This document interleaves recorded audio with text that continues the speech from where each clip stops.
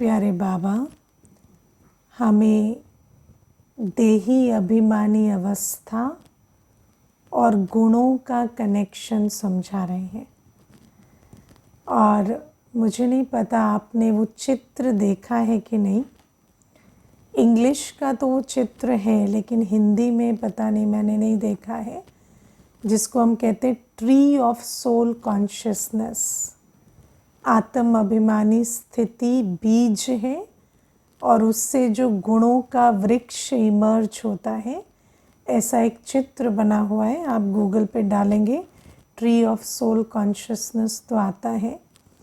तो उस चित्र में दिखाया गया है कि बीज जो है वो देही अभिमानी स्थिति है, और देही अभिमानी स्थिति के बीज से सर्व गुणों का वृक्ष इमर्ज होता है। चाहे वो अंतर्मुखता हो, हर्षित मुक्ता हो, सहनशीलता हो, धैर्यता हो, है ना, या कोई भी गुण हो। बाबा कहते हैं कि उस देही अभिमानी स्थिति के बीज से सर्व गुण जैसे जन्म लेते हैं। तो आज की मुरली भी उसी के बारे में है कि देही अभिमानी बनेंगे तो गुणवान बनेंगे, है ना। अभी देखो, आज मुझे एक बहन आई तो कहती कि मैं ऑफिस में काम करती हूँ और मेरे जो बॉस हैं वो हर बात पर, है ना, मुझे पर्सनल कमेंट्स देते हैं, है ना। जैसे काम नहीं हुआ या काम हुआ पर उनको पसंद नहीं आया, तो कहती वो इस प्रकार से कहते हैं कि तुम्हारे पेरेंट्स को बहुत शर्मिंदगी होती होगी कि तुम उनके बच्चे हो, तुम्हें एमबीए में एडमिशन किसने दे दिया, तुम तो यहाँ ऑफिस का भी नाम खराब कर रहे हो, तुम्हारे जैसे बच्चों को तो घर से निकलने नहीं देना चाहिए। तो कहती कि वो मेरे बॉस हैं और एक ऑफिस का माहौल है, पर वो इस तरह के पर्सनल कमेंट्स देते हैं। और वो मुझे कहती कि अब दीदी ये तो गलत है ना। तो मैंने कहा आप आगे बोलो। तो मुझे कहती कि अब इसमें क्या करूं। तो मैंने कहा आपने क्या किया। तो फिर मुझे कहती मैंने जो उनके बॉस थे उनको जाकर कहा, तो वो कहते हैं अब ये ऐसे ही है, ये इसी तरह से बात करते हैं, और आप देखो कि सबकी ये कंप्लेंट्स आ रही हैं, लेकिन हमें टारगेट पूरा करना है, अभी हम इनको निकाल तो सकते नहीं हैं, तो आप टॉलरेट कर लो। तो आप देखो कि वो बहन मुझे बार बार कहती ये गलत है, ये गलत है, ऐसा नहीं होना चाहिए, ऐसा नहीं होना चाहिए। तो मैंने कहा ऐसा नहीं होना चाहिए वो तो ठीक है, लेकिन सल्यूशन क्या है ना। तो सल्यूशन क्या है कि आप परेशान होते रहो, इरिटेट होते रहो, या आप नौकरी छोड़ दो। नौकरी छोड़ दोगे तो किसकी सैलरी बंद होगी? आपकी बंद होगी, है ना। तो ऐसे में क्या होता है कि जब हम रॉन्ग राइट में पड़ेंगे तो उस रॉन्ग राइट से क्या होगा? उस रॉन्ग राइट से सिर्फ अपनी अवस्था बिगड़ती रहेगी, है ना। लेकिन अगर हमें गुणवान रहना है, अगर हमें शांत रहना है, अब शांति जो है वो शांति ऐसे ही तो नहीं मिलती कलयुग में, है ना। वो मुझे हमेशा कहती है आप लोग हमेशा शांत रहते हो, शायद आप लोगों की तकदीर बहुत अच्छी है। तो मैंने उनको कहा तकदीर तो है, क्योंकि हमें बाबा मिला है, तो ये हमारी तकदीर बहुत अच्छी है, लेकिन शांत हम पुरुषार्थ से रहते हैं। ऐसे नहीं कि कोई परिस्थितियाँ बहुत अच्छी होती हैं इसीलिए शांत रहते हैं।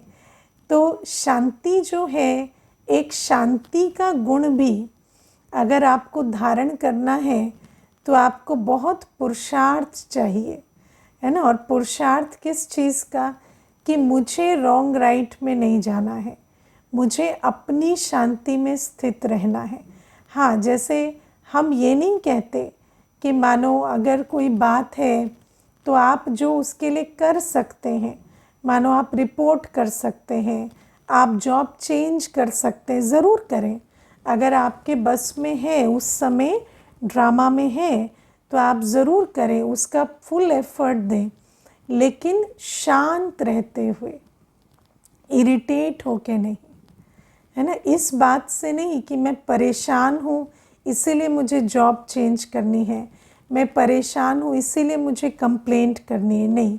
कोई बात है उसकी आपको रिपोर्ट करनी है, कोई बात है आपको अपनी बेटर लाइफ या बेटर जॉब के लिए कोशिश करनी है, लेकिन परेशान होकर करेंगे तो परेशानी का बीज परेशानी का फल ही देगा।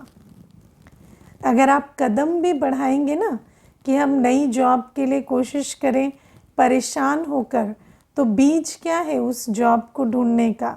बीज है परेशान होना, तो फल भी क्या होगा? वो नई जॉब भी परेशानी ही लाएगी। तो बाबा हमें ये बात समझाते हैं कि हर बात में जो आप कर सकते हैं वो ज़रूर करें, लेकिन देही अभिमानी रहेंगे तो अपने गुणों में स्थित होकर हर कार्य करेंगे।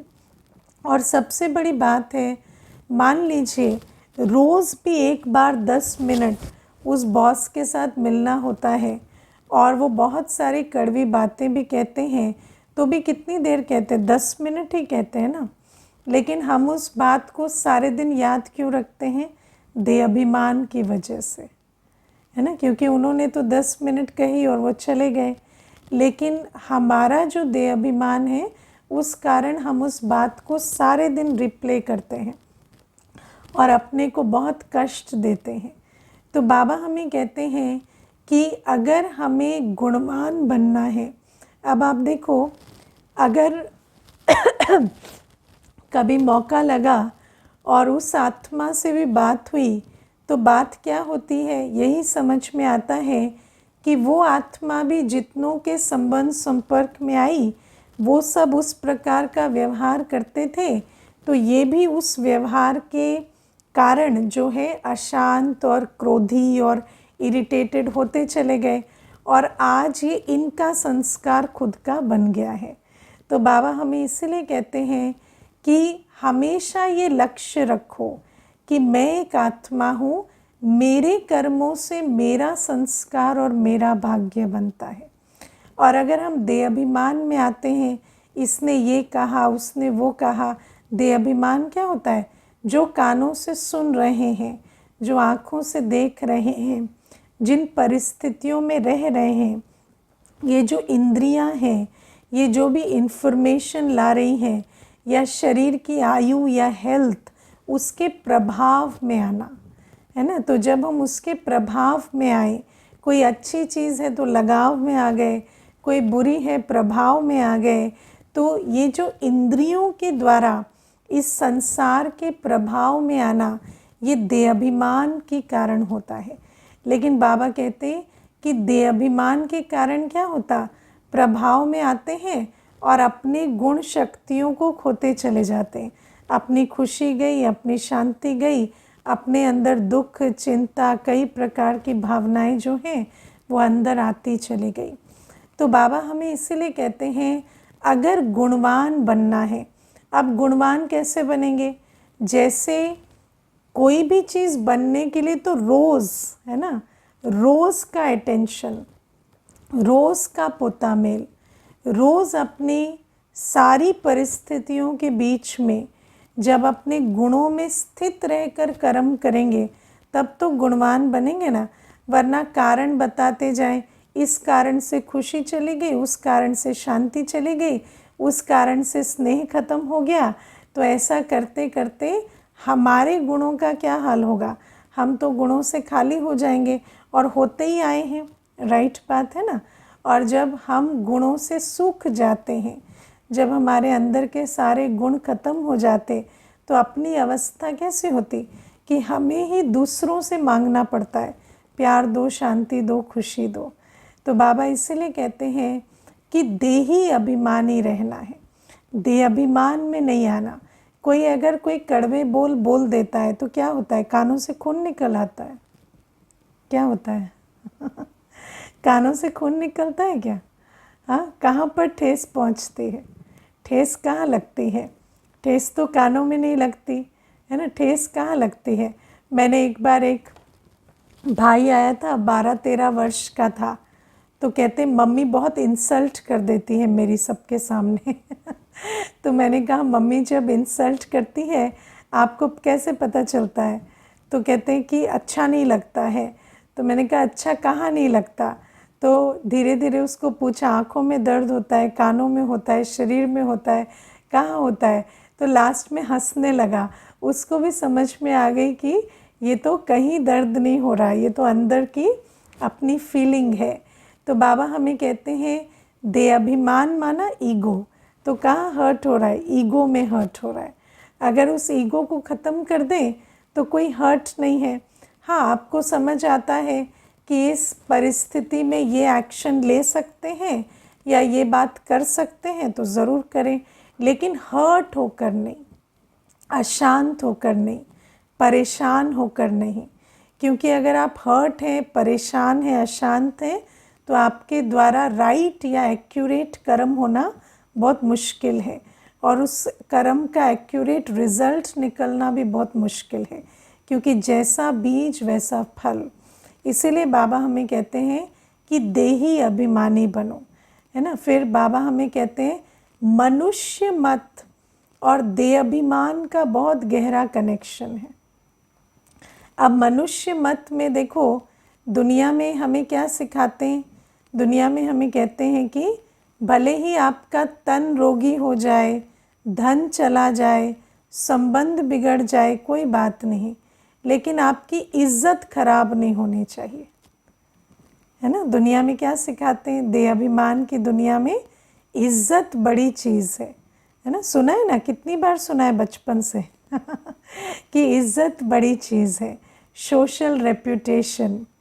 अब आप एक चीज़ देखो, ये जो इज्जत की बात है या सोशल रेप्यूटेशन की बात है, इसको बाबा क्या कहते हैं? लोक लाज, है ना। और बाबा क्या कहते हैं? हमें लोक लाज के चक्कर में नहीं पड़ना। तो आप देखो, दुनिया की मनुष्य मत हमें क्या कहती है कि लोक लाज सबसे बड़ी चीज़ है ना। और दुनिया में ये भी कहते हैं क्या सबसे बड़ा रोग क्या कहेंगे लोग लेकिन फिर भी लोक लाज बड़ी चीज़ मानी जाती है। कहते हैं अगर बेइज्जती हो गई, 4 लोगों ने ऐसा कह दिया, 4 लोगों ने वैसा कह दिया, तो अच्छा नहीं लगेगा। लेकिन बाबा हमें कहते हैं कि हमारी जो इज्जत है वो क्या है? स्वमान, है ना। हमारी इज्जत उस बात से नहीं है कि आसपास वाले या दुनिया वाले हमें क्या कहते हैं या क्या समझते हैं। बाबा हमें कहते हैं तुम्हारी इज्जत किस बात से? स्वमान से। और बाबा कहते हैं उस स्वमान से तुम नीचे कब गिरते हो? जब तुम विकारी मत पर कर्म करते हो, जब तुम विकारों के अधीन कर्म करते हो तो तुम स्वमान से गिरते हो। फिर कोई जाने या ना जाने, कोई देखे या ना देखे, आपको तो पता है ना कि आपने विकारी चलन चली।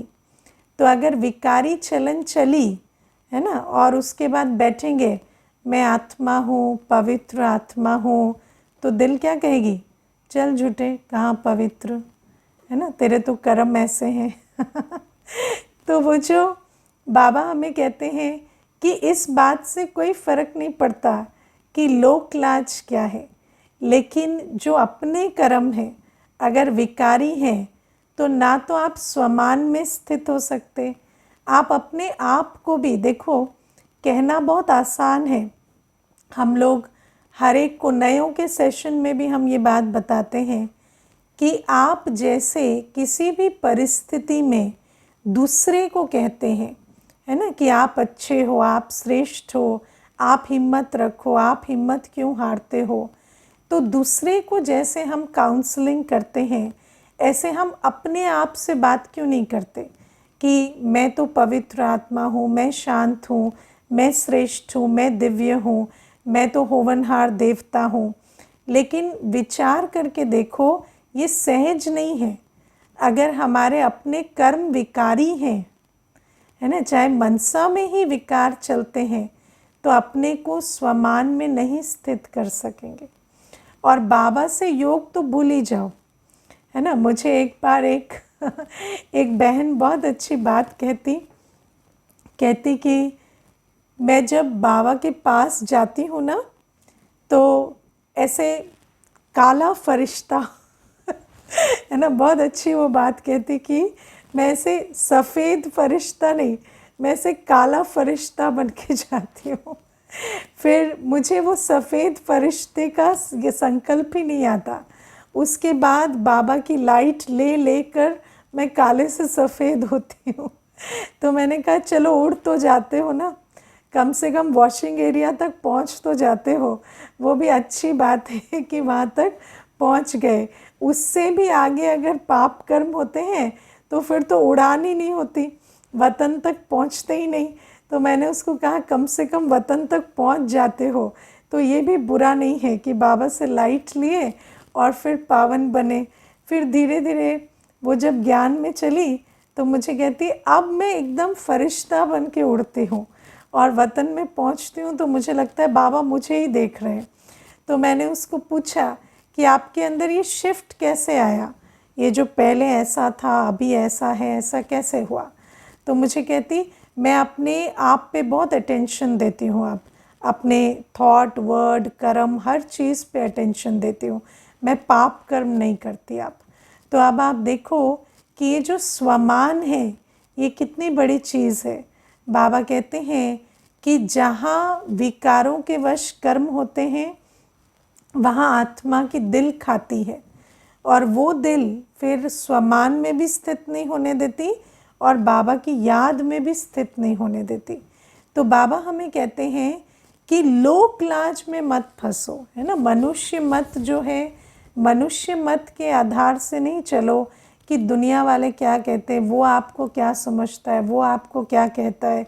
क्योंकि दूसरे की जो भावनाएं होती हैं उसके कई कारण होते हैं, है ना, कई प्रकार के कारण हो सकते हैं, जिसमें मुख्य कारण उनका अपना संस्कार होता है। लेकिन बाबा कहते हैं कि श्रीमत से चेक करो कि मेरे कर्म कैसे हैं, और उन कर्मों के आधार से अपने अंदर स्वमान जागृत करो कि मैं श्रीमत पर चलने वाली बाबा की, है ना, लायक बच्चा या बच्ची हूँ। और फिर बाबा कहते बाबा की याद से अपने आप को भरपूर भी करो। तो मनुष्य मत दे अभिमान में फंसाती है। मनुष्य मत क्या कहेगी कि अपनी ईगो को प्रोटेक्ट करो, है ना। आप देखो जिद और सिद्ध ये दे अभिमान की निशानी है। जिद करना और सिद्ध करना, है ना। कोई अगर ना माने कि आप राइट हैं या आप अच्छे हैं या आप ठीक हैं या आपकी चलन ठीक है, तो आप तब तक क्रोध में रहें, दुखी होते रहें, परेशान होते रहें। और देह अभिमान ये कहता है कि ये बात तो होगी ही ना। अगर सामने वाला दुनिया में क्या कहते हैं, मैं राइट हूँ, तो वो मानते क्यों नहीं हैं, उस बात को मानना चाहिए। लेकिन बाबा कहते हैं ऐसे क्या राइट हो तुम जो तुम्हें एक पतित से वेरिफिकेशन चाहिए।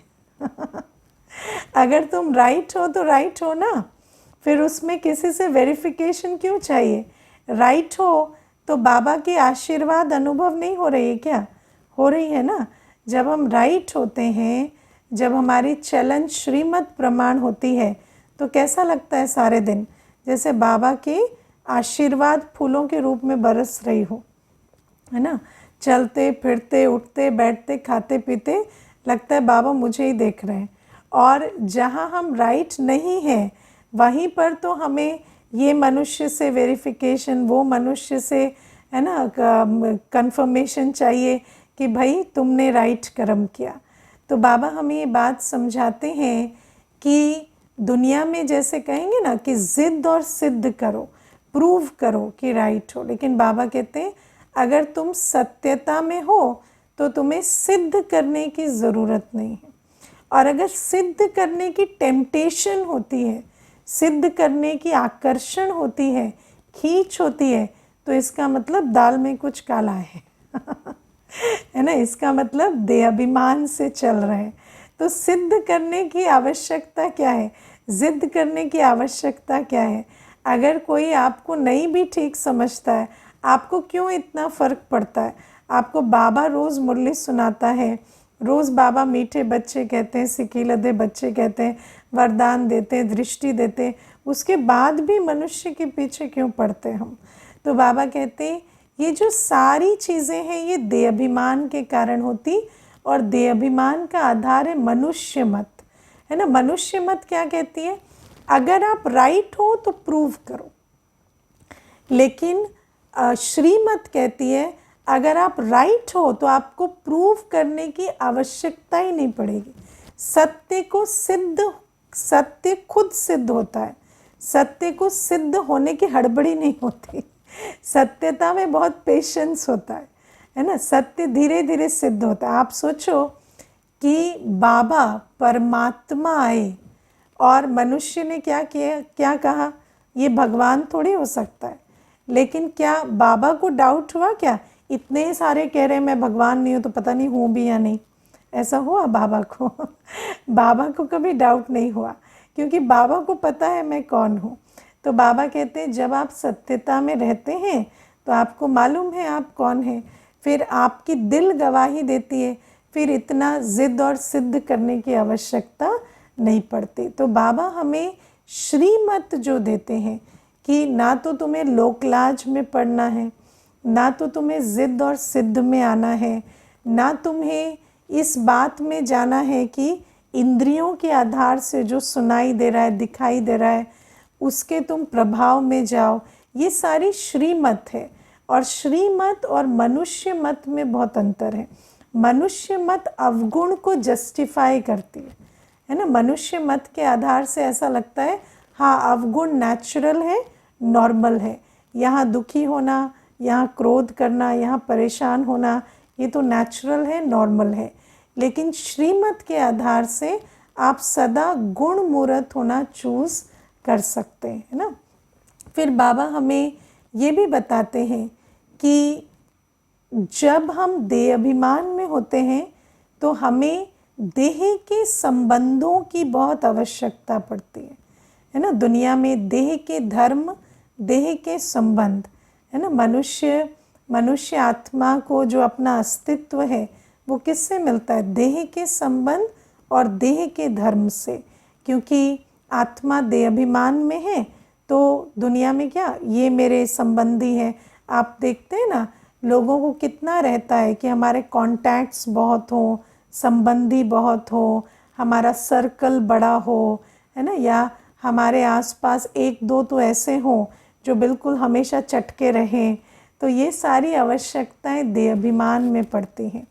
और फिर आप सोचो कि अगर देह के संबंध के साथ इतना लिपायमान रहेंगे तो वहाँ तो हर प्रकार के विकार का जन्म होगा, क्योंकि देह के तो सारे संबंध जो है वो विकारी हैं। आप निर्विकारी होकर देहधारियों के साथ लौकिक दुनिया में अच्छे संबंध रख सकते हैं। जो निर्विकारी बन रहे हैं उनके तो है ना, उनको पता है कि हमारे संबंध जो है न्यारे प्यारे ही हैं, ऐसे बहुत प्यारे प्यारे नहीं हैं। बहुत प्यारे प्यारे संबंध रहते हैं क्या? न्यारे प्यारे ही रहते हैं। क्यों नहीं रहते?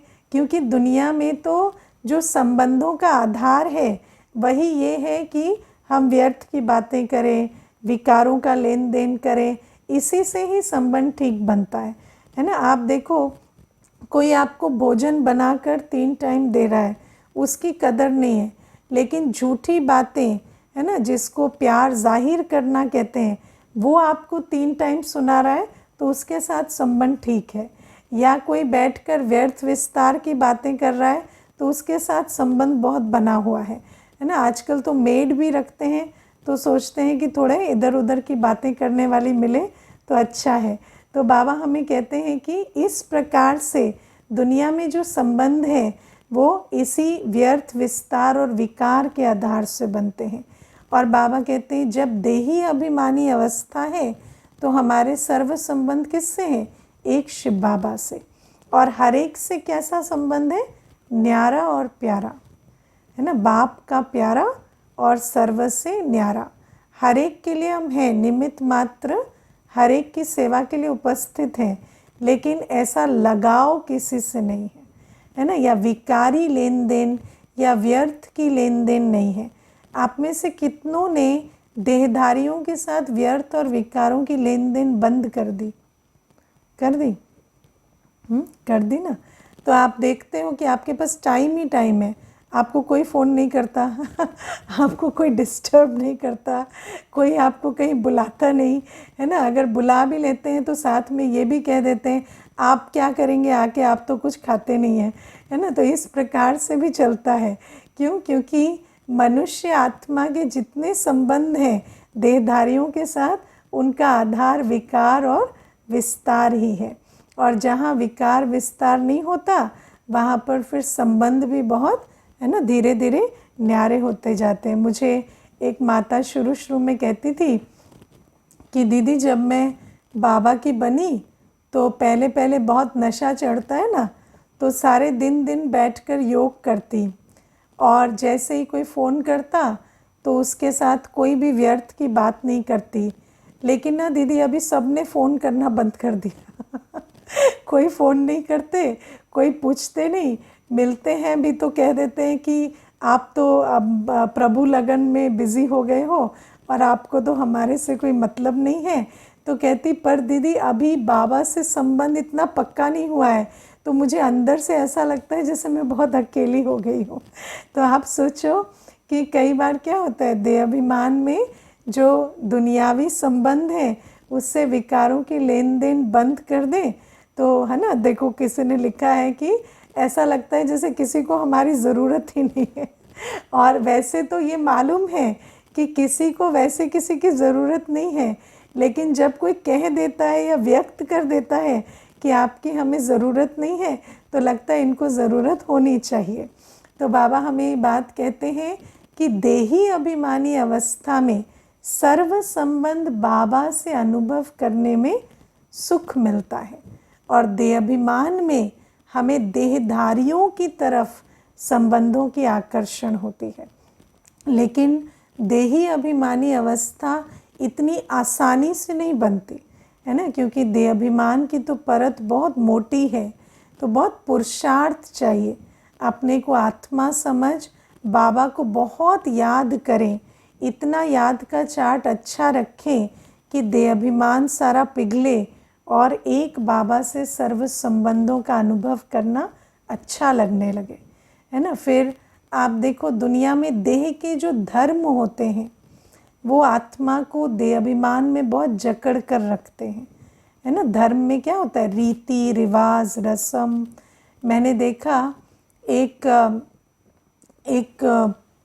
जैसे एक परिवार, पूरा लौकिक परिवार ज्ञान में चलते थे, लेकिन जब शरीर छूटा किसी एक का तो पूरा जो लौकिक रीति से, है ना, बहुत विधि विधान किया गया, है ना। क्योंकि ये जो देह के धर्म होते हैं इनसे इतना जुड़ाव होता है कि ऐसा लगता है कि अगर लौकिक रीति से सारा रस्म रिवाज नहीं किया तो शायद इस आत्मा को मुक्ति नहीं मिलेगी, है ना। लेकिन बाबा तो हमें कहते हैं मुक्ति की कोई बात ही नहीं है, और आत्मा तो अंत मते सोगति पाएगी। जैसा उसका अंत की स्थिति होगी वैसे उसकी आगे की यात्रा होगी। आपके दिए बत्ती करने से तो उसको रास्ता नहीं मिल जाएगा ना। लेकिन ये बातें जो हैं ये इतनी जल्दी छूटती नहीं हैं। तो देह के धर्मों का बहुत लगाव होता है। दुनिया में तो आप देखो जो भी जिस भी रूप से भक्ति करते हैं या त्योहार मनाते हैं या जो भी करते हैं, तो उन बातों से भी बहुत देहभान में जुड़ाव होता है। लेकिन बाबा हमें कहते हैं, और उस कारण से भी बहुत सारा भय, बहुत सारी इनसिक्योरिटी, बहुत सारी बातें आती हैं। जैसे अभी मुझे पीछे एक बहन कहती थी कि मुझे जब से मुझे पहले बहुत डर लगता था, फिर मुझे कहती कि जब से मैं एक स्तुति करने लगी हूँ भक्ति में तो मेरा वो डर ख़त्म हो गया है। मैं रोज़ स्तुति करती हूँ, लेकिन अब मुझे वो डर नहीं लगते जो पहले लगते थे। तो मैंने उसको कहा लेकिन अगर आपकी स्तुति छूट जाए तो मुझे कहती हाँ उसका बहुत डर लगता है कि अगर कभी स्तुति ना कर पाए या उस काल में या उस मुहूर्त में कुछ और काम आ जाए तो उसका बहुत डर लगता है। तो मैंने कहा आपका भय छूटा नहीं, रिप्लेस हुआ है। तो आपका पहले भय चीज़ों का था, अब आपका भय जो है वो धर्म की बातों से आ गया है कि ये ना छूट जाए, वो ना छूट जाए। अगर ऐसा हुआ तो ठीक। अभी मैं, एक भाई मुझे एक बार बताते थे बहुत अच्छी बात, कहते कि एक पर्टिकुलर मंदिर है, तो कहते उस मंदिर में जब भी मैं जाकर माथा टेकता हूँ तो मेरी बिजनेस डील अच्छी होती है ना। लेकिन एक दिन क्या हुआ, अचानक बिजनेस डील करने का टाइम आ गया और पहले से प्लान नहीं थी और मंदिर बहुत दूर था तो मैं जा नहीं सका, तो उस दिन मेरी डील ख़राब हो गई। तो मैंने कहा 1 महीने में कैलकुलेट कर लेना कितनी बार ठीक रहती है डील और कितनी बार उसकी वजह से ख़राब हो जाती है। तो आप सोचो कि मनुष्य जो है वो कितने प्रकार की जो नेगेटिव फीलिंग्स, स्पेशली भय जो है, भय कितना बड़ा अवगुण है। और ये सारे अवगुण कहाँ से आ रहे हैं? देह के धर्मों के कारण। तो बाबा हमें कहते हैं इसीलिए अब हम आत्मा अपने स्वधर्म में और आत्मा का जो मूल धर्म है बाबा को याद करना, उसमें स्थित होते हैं। और देही अभिमानी स्थिति माना अपने स्वमान में, स्वधर्म में स्थित होना, बाबा की याद में हर कर्म करना। बाबा कहते और किसी भी चीज़ के फेरे में नहीं आओ कि ये नहीं किया तो ये हो जाएगा, वो नहीं किया तो वो हो जाएगा। तो बाबा हमें देही अभिमानी स्थिति और जो मनुष्य मत से फ्री करके कहते हैं कि जब तुम देही अभिमानी बने तब जाकर ये सारे गुण इमर्ज होंगे, क्योंकि देह अभिमान में तो सारे गुण जो हैं वो ब्लॉक हो जाते हैं और अवगुण इमर्ज रहते हैं। अब आप विचार करके देखो कि बाबा हमें इतनी सारी बातें मनुष्य मत और श्रीमत के बारे में समझाते हैं। बाबा कहते हैं कि सर्व संबंध तुम्हारे शिव बाबा से हैं, सर्व प्राप्तियां तुम्हारी शिव बाबा से हैं, तुम्हारा धर्म जो है वो स्वधर्म है ना। और तुम्हारे धर्म के लिए तुम्हें डरना नहीं है, क्योंकि स्वधर्म तो तुम्हारी अपनी चीज़ है। लेकिन अपने अंदर हमें झांक कर देखना है कि क्या सचमुच हम श्रीमत का पालन करते हैं या अभी भी मनुष्य मत पर चलकर अपने अंदर भय, इनसिक्योरिटी, अटैचमेंट, दुख, एक्सपेक्टेशन, हर प्रकार की भावनाओं में गोते खाते रहते हैं।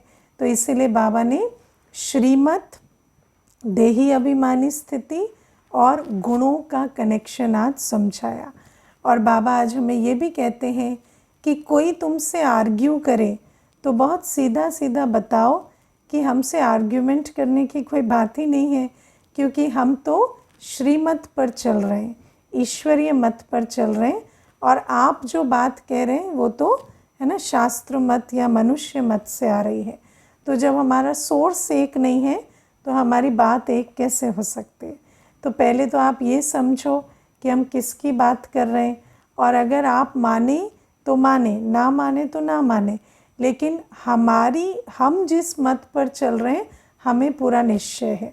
और ये जो बात है ये मैंने प्रैक्टिकल धारण करके देखी कि कोई अगर आर्ग्यू करते हैं और अगर आप उनके साथ उनके क्षेत्र में जाके आर्ग्यू करें, जैसे कोई साइंटिस्ट है वो आपको साइंस का लॉजिक दे रहा है, आप भी साइंस का लॉजिक दें, तो आप जीतेंगे थोड़ी है ना, क्योंकि वो तो उसका एरिया है, तो आपको उसमें जाना ही नहीं है, आपको वो बात करनी ही नहीं है ना। कई बार हम देखते हैं बीकेस भी जो हैं वो साइंस के लॉजिक देंगे या शास्त्रवाद करेंगे, हमें वो सब नहीं करना है।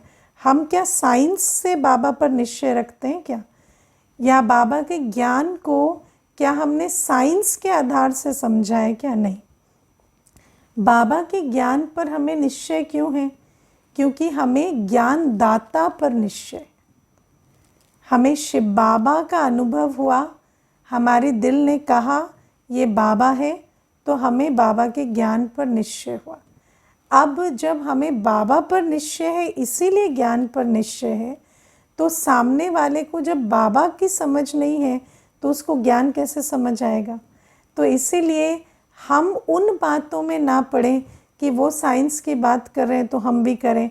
मुझे एक बार एक बहुत बड़े साइंटिस्ट थे, दिल्ली यूनिवर्सिटी में फ़िज़िक्स के प्रोफेसर थे, तो वो आते थे कोर्स करने, तो मुझे हमेशा साइंस की बातें कहते थे। तो मैं उनको कहती थी मेरे फिज़िक्स ज़ीरो है आप मुझे उसके बारे में नहीं बताएं हमें जो आता है, जो परमात्मा ने सुनाया, हम आपको वो सुना देंगे, आप उसको साइंटिफिकली प्रूव कर लेना, है ना, क्योंकि वो आपको आता है, मुझे नहीं आता। तो आप देखो कि उनको जो भी बात ज्ञान की सुनाते थे उनको निश्चय होता था, तो वो अपने आप फिर मुझे अगली बार साइंस से उसको समझाने की कोशिश करते थे, क्योंकि अगर आत्मा को निश्चय हो जाए तो वो अपने फील्ड में वो सेवा कर सकती है। लेकिन बाबा कहते हैं हम तो बाबा के बच्चे बहुत साधारण हैं, हमें इतना शास्त्रों में साइंस में नहीं जाना, हमें तो बाबा की बात ये कहकर सुनानी है कि ये ईश्वरीय मत है। अच्छा, ओम शांति।